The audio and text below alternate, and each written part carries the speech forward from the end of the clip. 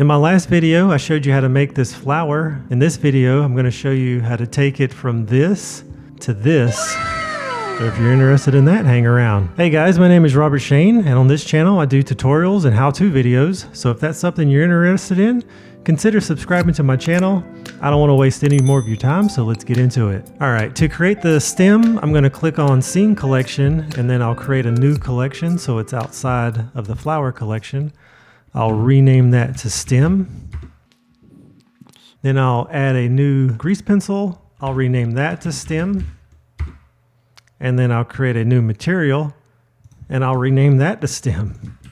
Pat yourself on the back if you got that one. Then I'll set the base color of the stroke to be a dark green, and then turn on auto keying so we can actually draw something.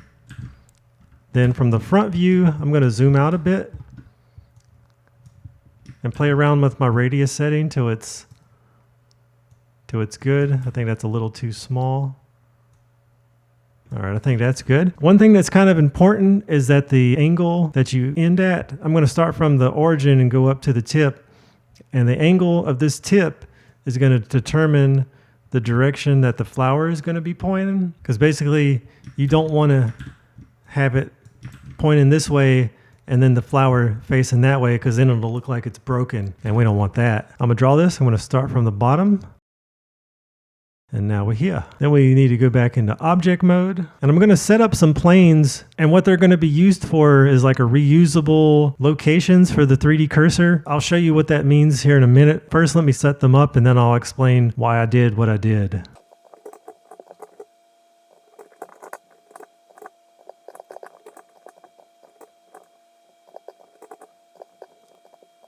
Basically, these are the planes on which we're going to draw. Let me just show you because it's a lot easier to explain when I show you. And before I go into draw mode, I'm going to set the snap to face, and I'll make sure that I have align rotation to target enabled, and then I'll turn it on by clicking this little icon.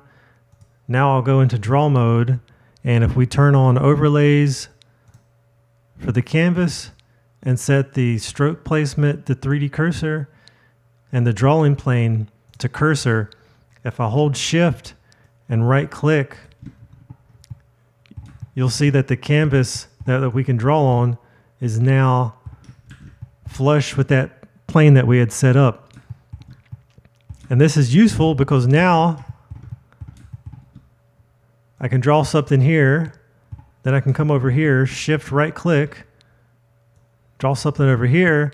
You know, maybe I want to add a new feature to this one. If I don't have an easy way to set the drawing plane flush with this object, it's going to be really hard to draw. Like that might look fine from this angle, but when we view it from the side, it doesn't look right because it's still on this one. But we can get it back easily now by just holding down shift and right click, and we can switch between all these real quick. So armed with that knowledge, I'm going to go through all these and actually draw them nice and neat. And then I'll come back and we can wrap up this tutorial. Okay, so I think that looks fine. One thing I forgot to mention, if you were to go to render this, these planes would actually show up in the render.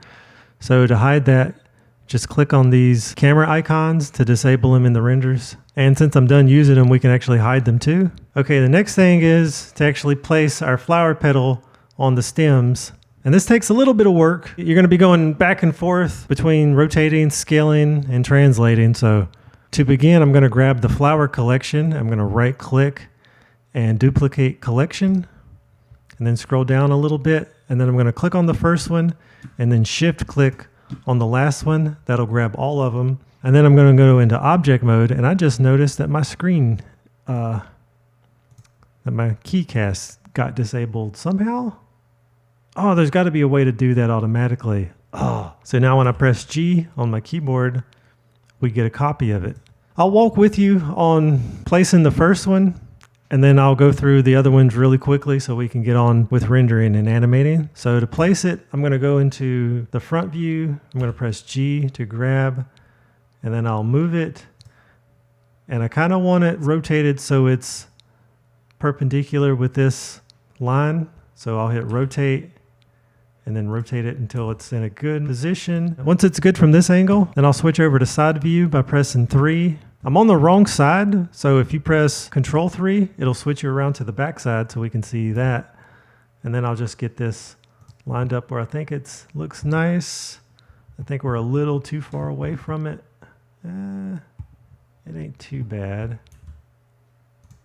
Yeah, not too bad at all, really. Okay, so it's starting to look like a flower. We're getting there. Okay, so with that one out the way, I think you have enough knowledge to place the rest of them. Now, I've done this before, and sometimes it gets kind of tricky to place them because the other ones are in the way, so feel free to hide them. Just don't forget what you've already placed. So to start the second one, go back to the first flower collection, duplicate it, grab them, and then get to moving them. So I'll be back.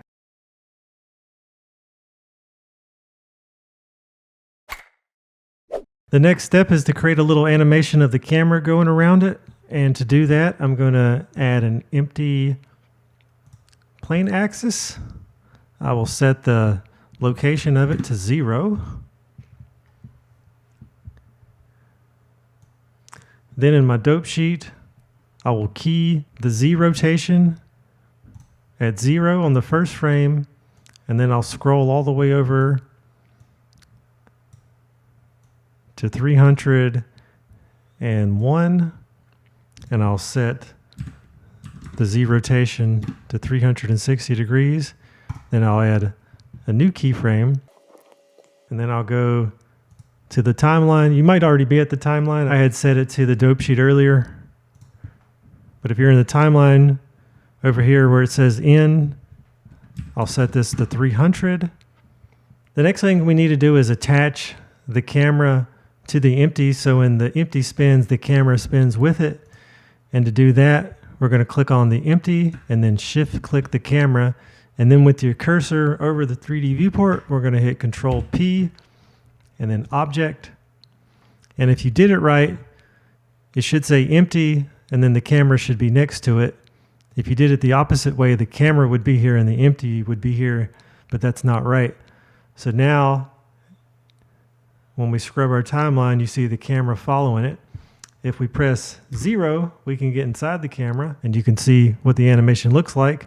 We're obviously way too close, so to fix that, while being in this view, I will go to the End panel, go to View, and then check Camera to View. Now when we move our virtual camera, our actual camera moves too, so I'm going to zoom this out and frame it up nicely.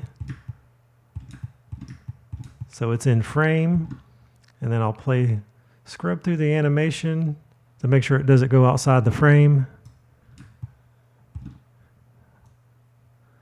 I think that looks nice. Now the next thing is to render it. We're going to be rendering a little animation like this. So to do that, I will come over to Output Properties. I'll set it to be 1080 by 1080, so it's a square. That kind of screws up our framing we had. To fix it, I'm going to disable camera to view and then scroll out a bit and then re-enable it just so I can see. And then I'll zoom in and get it looking nice again. So let's actually play it first before we render it out. And if you notice, like what I'm going for is a constant speed, but right now it ramps up and then it slows down. To fix that, we need to go to the graph editor,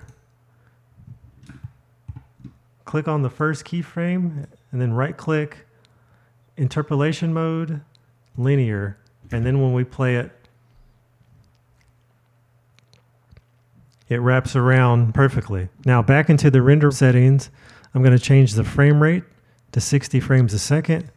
That'll make this a 5-second animation. Then I'll save it to a location. Then if you want this to be a video, you need to change the file format to FFmpeg video. And then down in encoding, I would change the container to either QuickTime or MPEG-4. Both of these are accepted in most social media platforms. So if you want to share this on Twitter, these are the two settings I would use. And then for video codec, you can keep it at H.264, and then the output quality, you can put this on whatever you think your graphics card can handle. I'm using a GTX 960, and even if I put it on the highest quality settings, it still renders pretty fast, and I'm actually going to show you it in real time. And before we actually render the animation, let's press F12 so we can see what it looks like. And you'll notice that it's very dark. To fix that, let's go to the world property settings, and I'm going to change the color to be a bright hot pink. I'll enable viewport shading so we can see what it looks like better. And I'll get a hot pink color. If you're really observant, you might notice that this hot pink doesn't match this hot pink exactly. In order to get them to match exactly, what you need to do is go to render properties, and then at the very bottom, you have something called color management, and you need to change where it says filmic, set that to standard, and then they'll be identical. Okay, with that out the way, we need to make the actual flower a lot brighter. To do that, you need to go through and click on each one of these grease pencil strokes, and inside the little squiggly tab, uncheck use lights, and that will brighten it up. So I'm going to do that real quick for all these. It would have been best to do this before we duplicated them, but I wanted to leave this step in the render section. And as I do this, you'll see that they're slowly brightening up over there. All right, now let's render it. And we get a nice flower like that. Okay, with all of our settings out the way, we should just have to press Control F12 and it'll start the animation. This will take a little bit of time depending on how fast your computer is. Once your animation is done, feel free to upload it to social media and tag me. I want to see what kind of flowers you guys made. Well guys, that's it for this video. Thank you so much for watching. I hope you found this video helpful. Have a good one and take care.